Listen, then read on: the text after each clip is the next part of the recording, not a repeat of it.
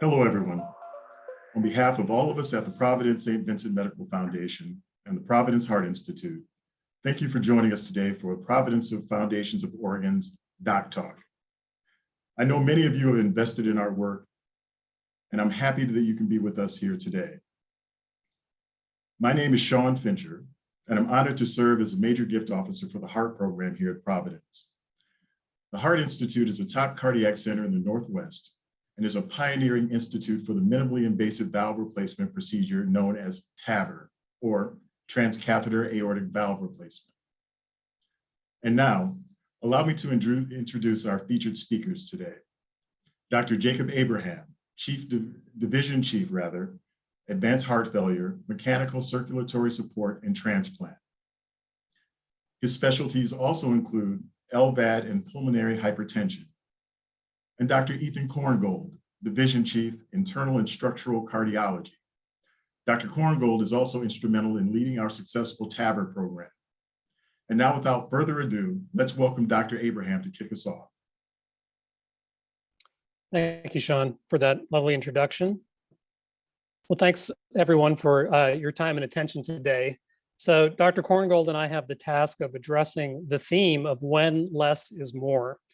So when we think about less, I think it's important that we be clear about what we mean by that. So, when it comes to the innovations that we'll be discussing today, what we usually mean is less invasive, but it could also mean interventions that are less urgent or that are performed at a less advanced stage of disease. And hopefully these interventions lead to less time in the hospital, less recovery at home, and for all of us as taxpayers, ultimately less cost. And hopefully these interventions provide the same, if not better, clinical outcomes for our patients. Next slide, please. I wanted to take a minute and pause and reflect on the fact of whether during the midst of a global pandemic, whether we should be shifting our attention away from heart disease. And as this graph depicts, showing the number of deaths per week in the United States over the last 5 years, we would all acknowledge that COVID-19 is the most pressing problem in health today, but also in the context of our ongoing global pandemic of heart disease, it remains as well an urgent priority. So while COVID has all of our attention, hopefully with therapies such as the vaccines and ongoing measures to control that disease, we can once again return our attention to the pandemic of heart disease. Next slide, please. So I'm a heart failure doctor, so I'm going to focus my attention on heart failure. So let's begin with defining what is heart failure. On this slide, you're seeing two hearts. The one on the right is a normal heart, and the one on the left is the heart of a patient afflicted by heart failure. Now, heart failure generally comes in two main forms. One of the forms, such as the one shown here, is where the heart is weak. It's enlarged and it's unable to pump sufficient blood for the body to meet its needs. Another type of heart failure actually looks more like a normal heart, which contracts normally on an ultrasound of the heart, but the heart in that situation is stiff. We won't be talking about that form of heart disease today, but that is an important type of heart failure. But today we're going to focus really on the kind shown on the left-hand side of the screen, a large, weakened heart. Next slide, please. Now, for both types of heart failure, it's important to keep in mind that heart failure, just like heart disease itself, is in fact a national and a global pandemic. Across the world, there are 26 million people who carry a diagnosis of heart failure. And in the United States, we continue to struggle with heart failure as the #1 cause of hospitalization in people who are over the age of 65. And if you look at all comers, it is the second most common cause of hospitalization after normal pregnancy. 50% of the patients who are hospitalized with heart failure are readmitted within 6 months because of worsening heart failure symptoms. And if we look at the lifetime prevalence of the disease, that is how many people within the population develop heart failure, it's 1 in 5 people. So this is a major problem for all of us.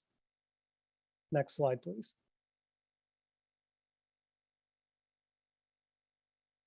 So in considering the theme, less is more, well, less compared to what? And so as a heart failure specialist, I wanted to give you a sense of what the current standard of care is when it comes to the management of heart failure. Next slide, please.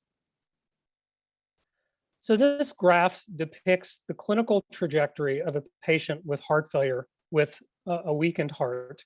If you start on the left-hand side of the slide, we're showing time on the x-axis and physical function, what the patient is able to do, shown on the y-axis, with the top of the graph representing excellent function, being able to perform any activity without any limitation. And obviously, the most severe physical dysfunction would be death. Now, when a patient comes to our attention at the first number, they've obviously experienced some symptoms that lead to their evaluation, and they are diagnosed with congestive heart failure. Heart failure treatments are instituted and their symptoms improve, and they get to stage 2 or level 2 on this graph. And during this time, we as heart failure specialists prescribe medications, potentially a pacemaker or even a defibrillator. And then over time, we know that heart failure can be a progressive disease, and that progression may occur over weeks, months, years, or even decades. But we do know that inevitably, in most cases, the heart failure does progress. And given enough time, our patients will experience deteriorations in their health status, as depicted at number 3. And they can recover from those deteriorations, but over time, again, the disease will progress with worsening functional status until they reach this worsening decline depicted by number 5. And it's oftentimes at that point, that last phase of disease, where we encounter patients and we discuss with them the options of either a heart transplant or potentially a surgically implanted heart pump or left ventricular assist device. Next slide, please. So 20 years ago, the standard therapy for advanced heart failure are depicted on this slide. As I've already discussed, it's either heart transplantation, where the heart from a donor is removed and transplanted through a sternal incision into the recipient, or implantation of a LVAD. Now, the earliest generations of these LVADs, as you can see in this picture, were rather big, and in fact were too big for many of our patients, particularly women, whose body habitus were so small that they weren't candidates for these types of large first-generation heart pumps. So when I was a trainee, this was the standard of care. Next slide, please. Fortunately, due to innovations in engineering and biomaterials, the size of these mechanical heart pumps has considerably shrunk over time. Our program as an LVAD center in 2011 began implanting the pump that's shown on the most left-hand side of the screen, the HeartMate 2 LVAD, which fits into the palm of your hand, and you can see the corresponding chest X-ray, how it's positioned in the body. But even more contemporary, smaller pumps have now become the standard of care, such as those shown in the middle and the right-hand panels. And you can see that these pumps completely fit within the heart and within the sac around the heart, and therefore are therapies that are available to many more patients, including women and even children. Next slide, please. The results of implanting these types of mechanical heart pumps are excellent. And this panel just shows 4 of our patients holding up signs showing the number of days that they had been living on one of these types of heart pumps from the time of their implant. And I want to emphasize that this picture was taken in 2014, 7 years ago. So you can add 2,555 more days to each of these patients' placards. That's how well they're doing. And it's my goal that all of these patients die of complications other than from heart disease itself. Next slide. And not only do these patients live longer, but they also live better and can return to enjoying life, whether that's playing golf, playing softball, enjoying a wedding anniversary, or in Joe Hansen's case, spending time with the Trailblazer dancers. Next slide, please. Now, living with one of these types of heart pumps does involve compromise and change. Not only do you have to undergo open heart surgery, but in a daily life, one has to move around wearing equipment such as batteries that connect to a controller. And that controller connects, as shown on this depiction, through a small console or through a small drive line to power the pump that's inside. But for most patients, that compromise is worth it. Next slide, please. Now, as many of you may know, in 2020, the Providence Heart Institute launched a heart transplant program. And we've since done 12 transplants. I'm happy to announce that today we anticipate doing our 13th transplant. And this slide is further outdated in that we now have 14 patients who are currently on the waiting list for transplant.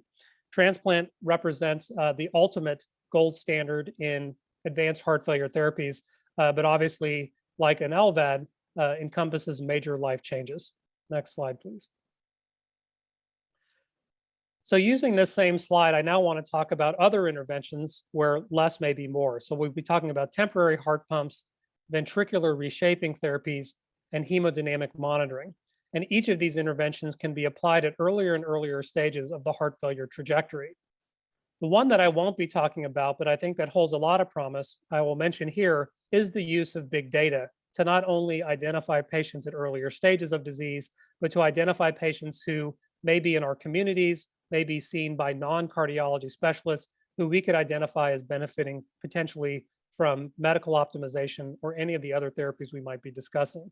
So using big data, while an important potential approach, will not be discussed today. So let's start with temporary heart pumps. Next slide, please. And the next slide.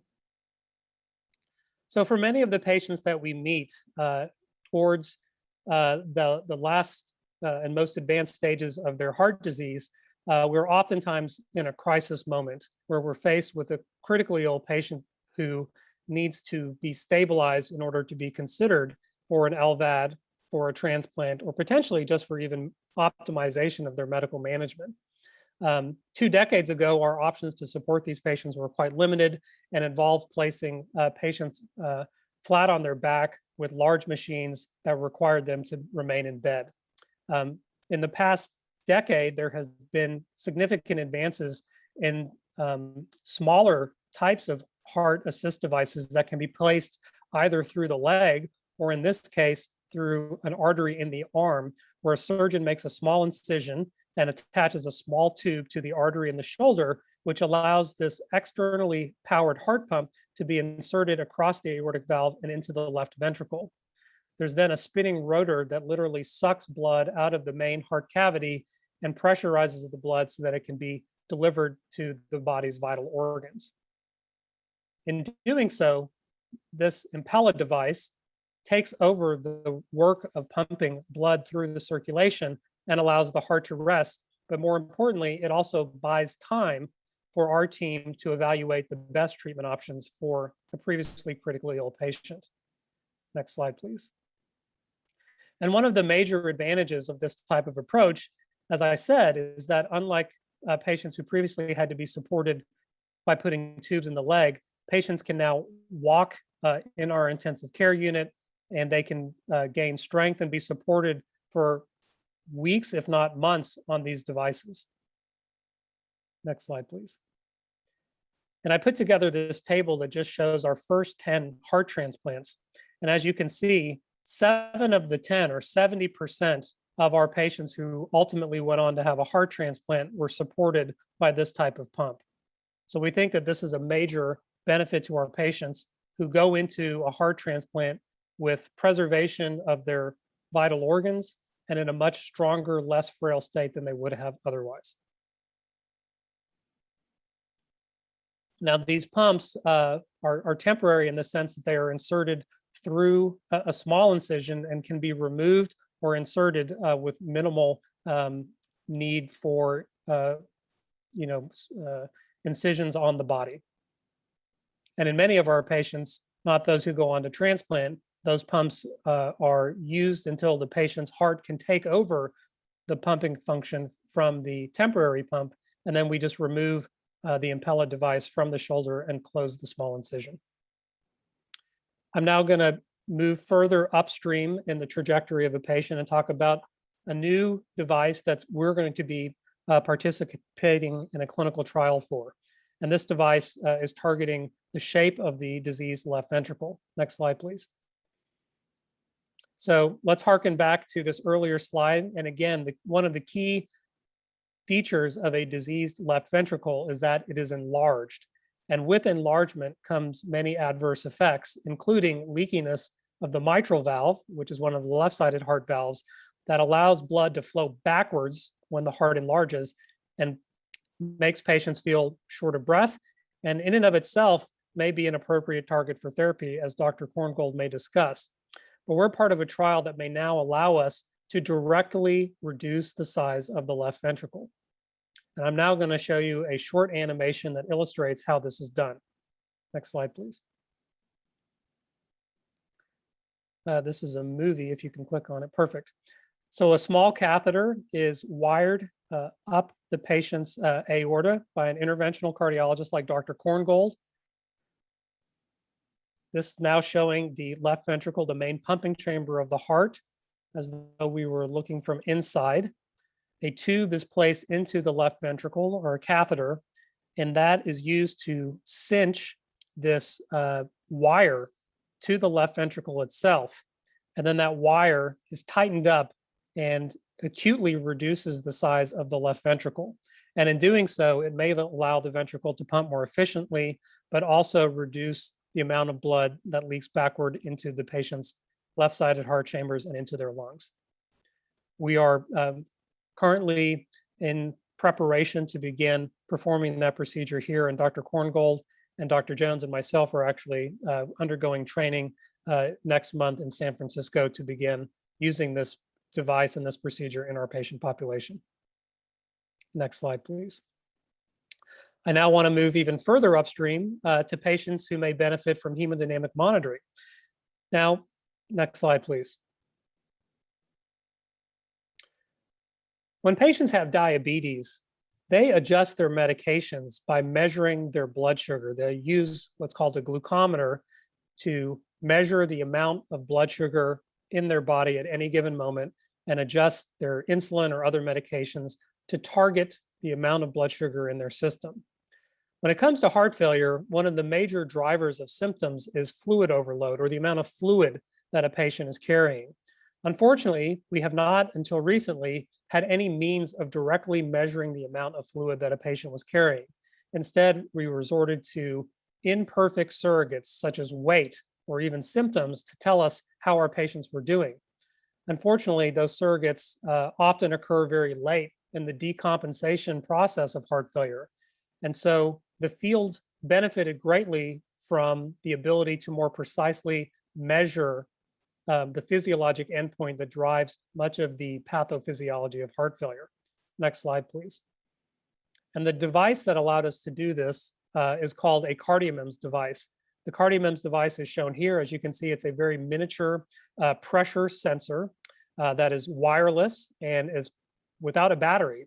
These two loops that you see on it are made of nitinol and are actually intended only to secure the device within the pulmonary artery. And what this device allows us to do, and allows the patient to do, is to measure pressure inside the circulation, which gives us a sense of the patient's heart failure status. And by doing so, we can look at these physiologic measurements on a day-to-day basis and make day-to-day adjustments in the patient's medication, and therefore much more precisely and proactively control heart failure. Next slide, please. Now, this is an FDA-approved therapy that we've been utilizing since 2015. We currently have over 120 patients who have been implanted with these devices. These slides show the minimally invasive procedure that is used to implant the device. A small angiogram or picture is taken of the lung artery, and then the device is inserted much like a stent into the patient's pulmonary artery where it resides. And this sensor measures pressure in the pulmonary artery.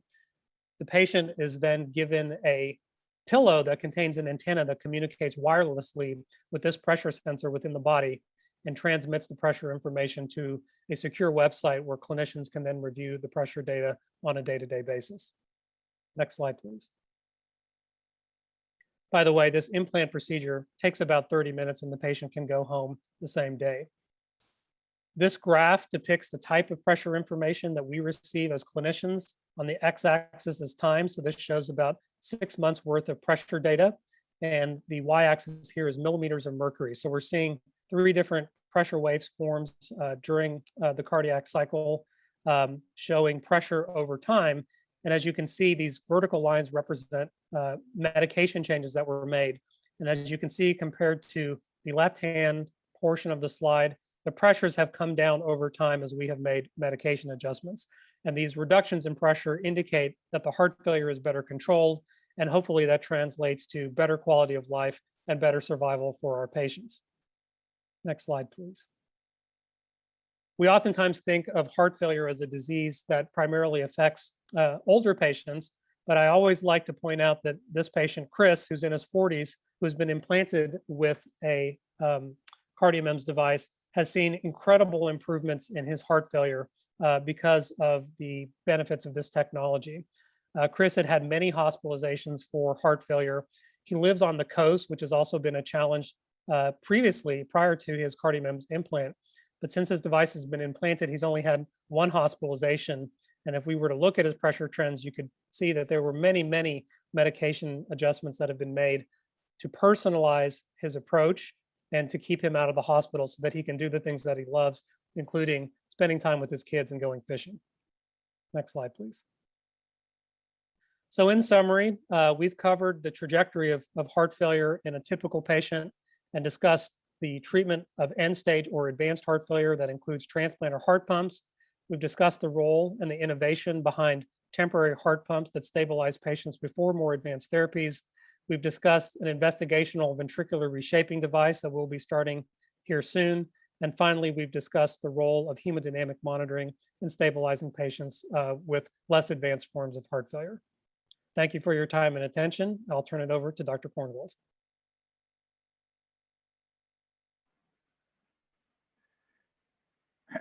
Thanks, Jacob. That was fantastic. Thank you, everyone, for being here. So my name is Ethan Korngold. I'm a cardiologist, and I'm what's called an interventional cardiologist. So I'm a cardiologist that specializes in catheter-based procedures in the coronary arteries that supply blood to the heart, that's balloons and stents. But we've applied the techniques of interventional cardiology to fix the heart and the heart valves as well, and that's lumped under a category called structural heart or structural cardiology. If you go to the next slide, please. So we'll first look at the aortic valve. The aortic valve is the valve that leads out of the heart, out of the left ventricle, the main pumping chamber of the heart, and that's where all of the blood to the body goes through. Now, in a normal, healthy aortic valve, there are 3 leaflets made out of delicate tissue that open and close so that it's a one-way valve. But as people get older and with certain diseases, the aortic valve narrows. The leaflets become thickened and calcium deposits in them, and they don't open as well. So the heart strains to get blood to the body through this narrowed valve. Eventually, that causes chest pain. People can pass out. It can cause buildup of fluid in the heart and lungs. And ultimately, people would die from this aortic valve disease. Now, previously, the only way to fix this was with open heart surgery. And this was something that was pioneered by Dr. Starr at this hospital many years ago. But we have a new way of fixing aortic valve stenosis. If you go to the next slide. So this is a way of fixing the aortic valve without having to do open heart surgery. What's called TAVR, transcatheter aortic valve replacement. So we have a valve that's slimmed down onto a narrow tube, onto a catheter. If you go to the next slide, and this goes in from the femoral artery in the groin. We pass this slimmed down valve up through the aorta into the existing valve, where it opens up with a balloon. There's a metal cage that pushes the old valve out of the way, and the new valve within the metal cage has leaflets made out of cow tissue or pig tissue that takes over the function of the old valve. This procedure takes about 30 minutes or so. It does not require opening up the chest. It does not require going on the heart-lung machine. It does not even require general anesthesia. We do this with sedation. After this procedure, people are awake immediately. Most people are up and walking around in about 4 hours, and most people are able to go home the next day with their heart valve replaced. Go to the next page or next slide. So this is how it looks once it's sitting in there in the new valve with the new heart valve replaced. Next slide. Now, in most people, we can go in from the femoral artery in the leg. But in some people, the arteries to the legs are too narrow, and we can't fit this new valve in from the artery in the legs. And our hospital has done some quite pioneering work, I must say, in looking at other routes of access to put in this transcatheter valve. And the one that we've looked to is transcarotid, so using the arteries in the neck as a pathway to put this aortic valve. We have the largest series of patients, about 150 patients, where we've gone in from the artery in the neck. And we've shown that if you do this, that you can have results just as good as going in from the leg, meaning the same low complication rate, the same excellent safety profile from going in from the artery in the leg, from going in from the artery in the neck. And this is something that we've published extensively on. We've published numerous papers. This is our most recent paper showing 146 transcarotids, showing, again, similar results to when we go in from the leg.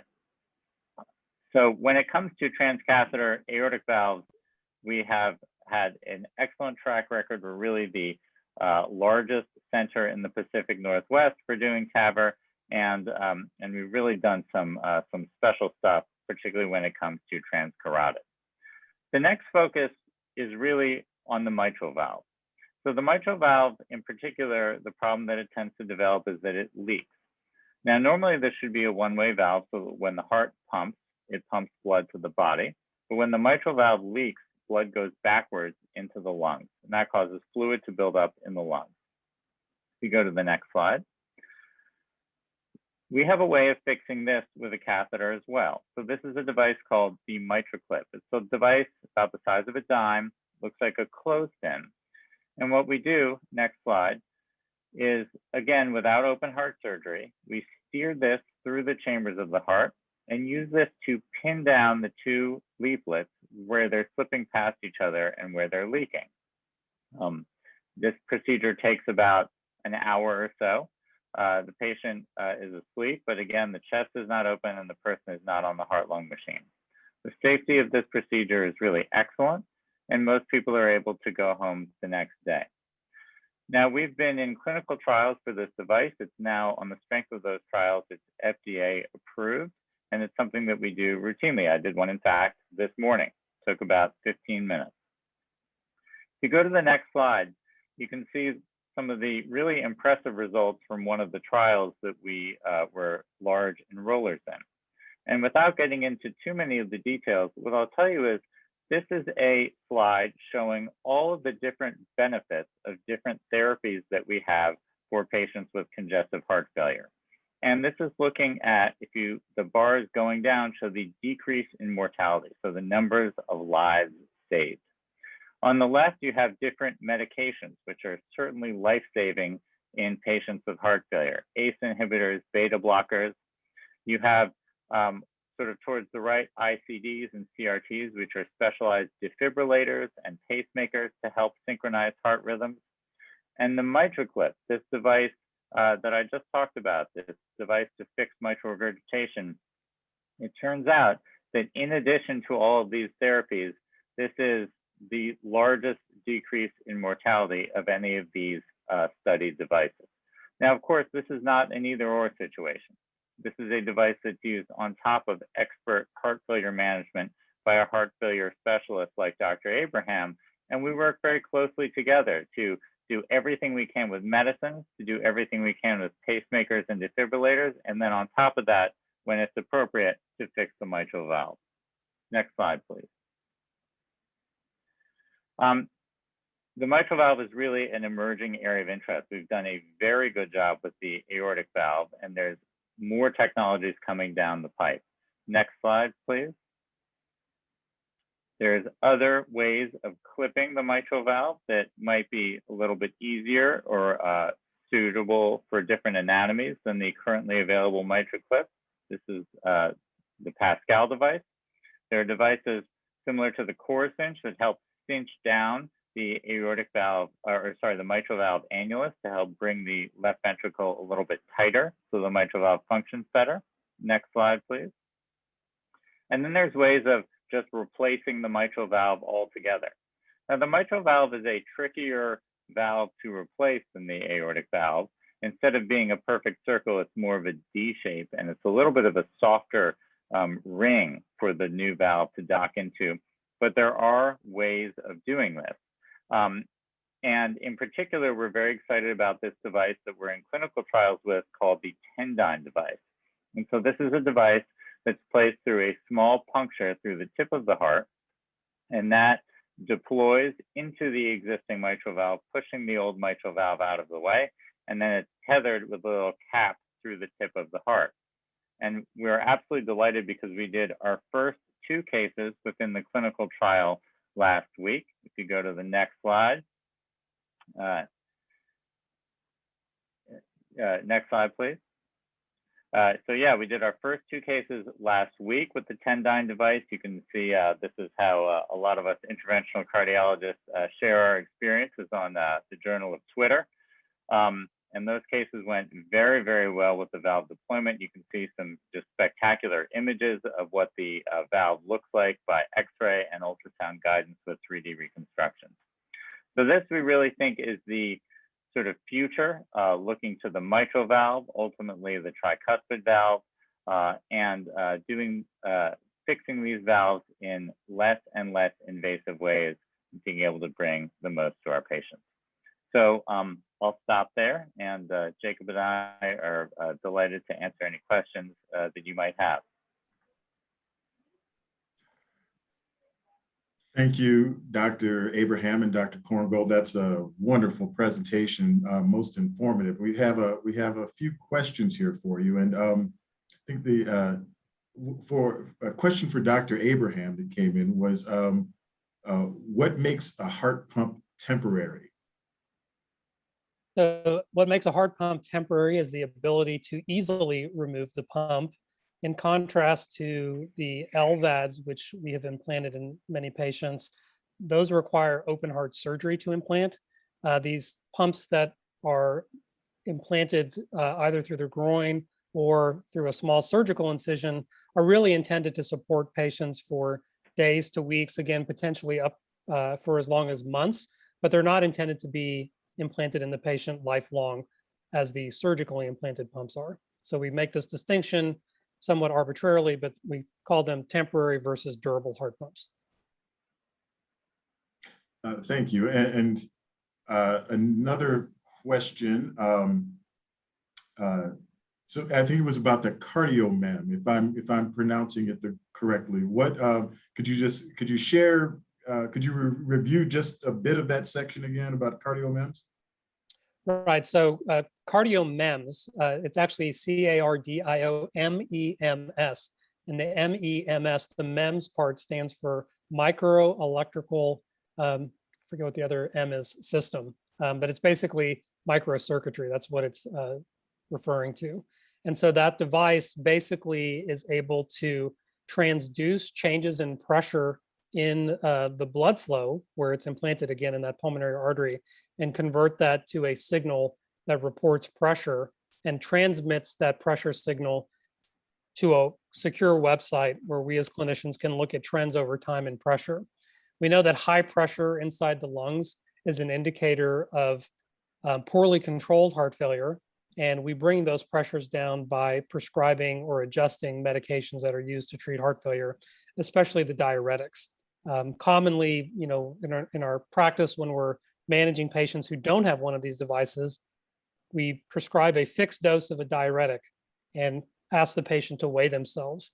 But we know from these types of implanted devices that the pressures inside the heart are very dynamic and can change not only day to day, but even hour to hour. And so our prescribing a fixed dose of a diuretic really isn't managing the physiology of heart failure with the type of precision that we would like to be able to provide. And having this technology really provides a window to the physiology of heart failure so that we can really address it. Thank you. And Dr. Korngold, a question. How prevalent are aortic and mitral valve failures like the ones you just spoke of? Yeah, so when it comes to the aortic valve, it's actually something that's quite common. So when it comes to transcatheter aortic valve replacements, we expect to do about 350 to 400 of those procedures this year. it's something that happens as people get older. And one of my theories is that people living in the Pacific Northwest have pretty healthy lifestyles. They get to live to nice long ages, and eventually the aortic valve can wear out. And we're just absolutely delighted to be able to offer this technology to fix the aortic valve in a minimally invasive way. When it comes to mitral disease, there's sort of two different scenarios. So the mitral valve can leak in the setting of heart failure, like we've talked about with Dr. Abraham. And in that case, fixing the mitral valve is a really important adjunct to heart failure therapies. And the mitral valve can also just sort of wear out on its own, which is a little bit of a separate thing and a little bit less common. And if that happens, the best option can be surgery, or if the patient is not a good candidate for surgery, or in certain scenarios, that can be fixed in minimally invasive ways with today's technology. And a related question was, you did one procedure earlier today, and you said they last about 15 minutes. How many such procedures do you do on an average day? Well, I would say there's a lot of setup and there's a lot of breaking things down with the procedure. So the actual time that the patient was in the room was probably about an hour.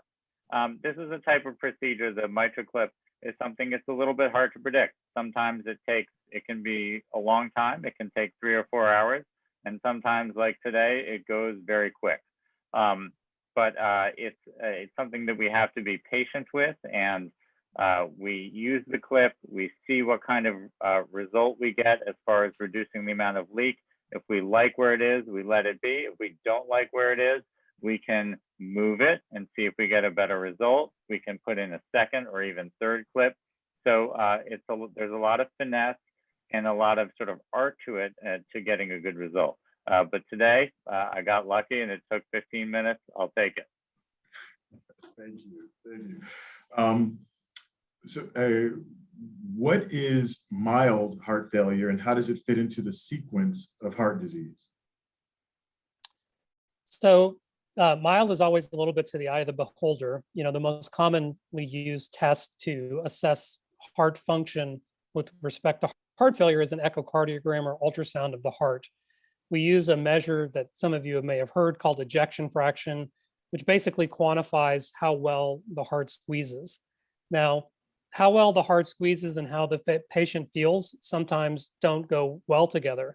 So I have patients who have a very weak heart who are able to do most activities without any symptoms. And conversely, I have people whose echocardiogram is only mildly abnormal and they have lots of symptoms. So it's not a one size fits all type of approach. And certainly to tie it back to the cardiomems, we know that one of the key determinants of how a patient feels is the pressure within their arteries and within the circulation. So we will oftentimes capitalize on the cardiomems, especially I would say in patients where the ejection fraction is normal, because we have a lot of great medications to treat patients whose hearts are weak and very few medications to treat people whose hearts squeeze normally and are stiffened. And for many of those patients, pressure inside the pulmonary artery is the problem. And using a cardiomems in conjunction with diuretics, for example, which eliminate excess fluid from the body, are really critical to making our patients feel better. So that's a bit of a complicated answer, but I hope that addressed the question. Well, thank you. So a question regarding atrial fibrillation. If a patient has atrial fibrillation, does that condition have any detrimental effect on the procedures being discussed?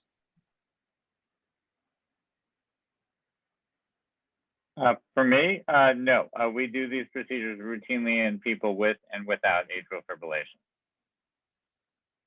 And similarly for all the procedures that I discussed. It's certainly worth pointing out that many patients with heart failure have concomitant atrial fibrillation, and atrial fibrillation can, in some circumstances, worsen our ability to control heart failure, and can, in fact, in some circumstances, be the cause of heart failure. So there's definitely a synergy between heart failure and atrial fibrillation. So as a heart failure specialist, it's important to control atrial fibrillation. Thank you. And so I believe this question is related to transplant, but how likely are older patients candidates?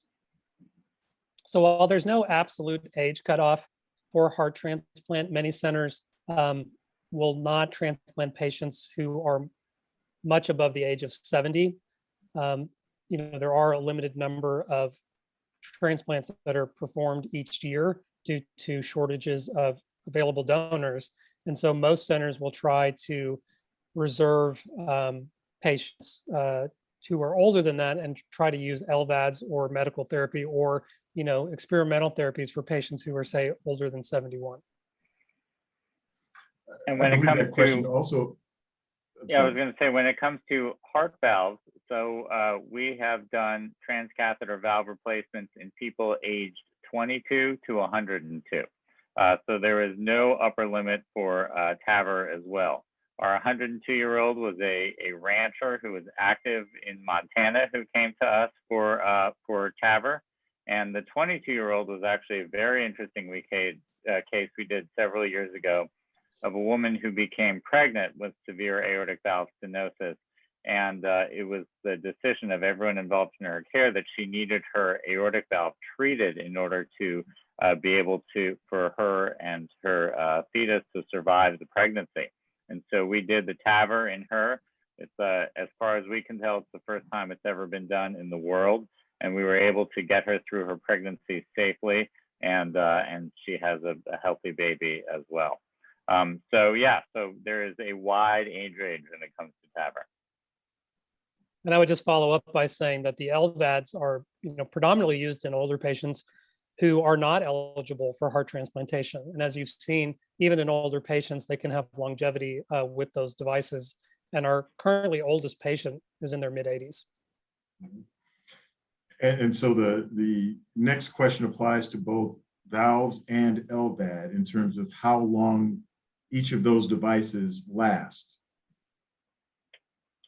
So when it comes to heart valves, so the heart valves that we use, the transcatheter valve replacements, are made out of cow or pig tissue, and they're made out of the same material that a surgical valve is, a traditional open surgical valve, and they're made in fact by the same companies that make the open surgical valves.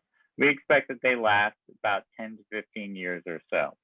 And what's amazing is that if these transcatheter valves wear out, we can even put a new transcatheter valve inside the old transcatheter heart valve. So we can do it again, or maybe even again 2 or 3 times without having to do open heart surgery. And with respect to the LVADs, the pump itself is incredibly durable, and as I mentioned, has been supporting some of our patients for over a decade. In the worldwide experience, the longest patient support on a single device has been close to 15 years. So there's really, for most patients, no reason to be concerned that the device is going to wear out. And so just to follow up to the question, Dr. Abraham, does wearing the LVAD affect a patient's activities or daily living, such as showering or exercising? That's a great question. Because of the electronics, the device and the patient cannot be fully submerged in water. So they usually taking a bath, swimming, hot tubs are no longer options for them. They do make essentially equipment that allows a patient to shower and to being able to bathe in that way. But full submersion in water is probably the biggest limitation. And then, of course, you can get into a magnet like an MRI. Thank you. And so